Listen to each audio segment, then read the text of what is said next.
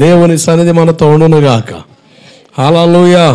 సంవత్సరం ఏప్రిల్ 14 నుంచి 20వ తారీఖు అంటే ఈస్టర్ ఆదివారపు ఆరాధనతో 7 దినాలు ఆత్మీయ క్షేమాభివృద్ధి సహవాస కూడికలు కొనసాగించబడుతున్నాయి. ప్రార్థనలు ఎత్తి పట్టండి.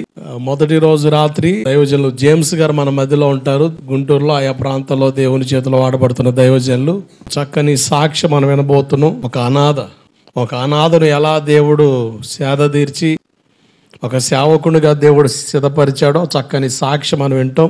రెండో రోజు రాత్రి 15వ తారీఖు దైవజనులు వినయ్ గారు దేవుని చేతిలో చక్కగా వాడబడుతున్న దైవజనులు, ఆయన కూడా గుంటూరులో దేవుని పనికి చేస్తున్న దైవజనులు. 16వ తారీఖు మేదరమెట్ల పరిసర ప్రాంతాల్లో దేవుని చేతిలో ఘనంగా వాడబడుతున్న దైవజనులు జాషువా గాంధీ గారు మన మధ్యకు వస్తారు. దేవుని చేతిలో చక్కగా వాడబడుతున్న సేవకులు.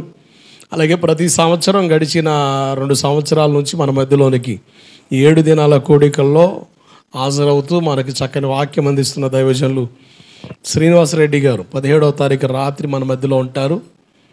18వ తారీఖు పగలు గుడ్ ఫ్రైడే ఆరాధన జరుగుద్ది.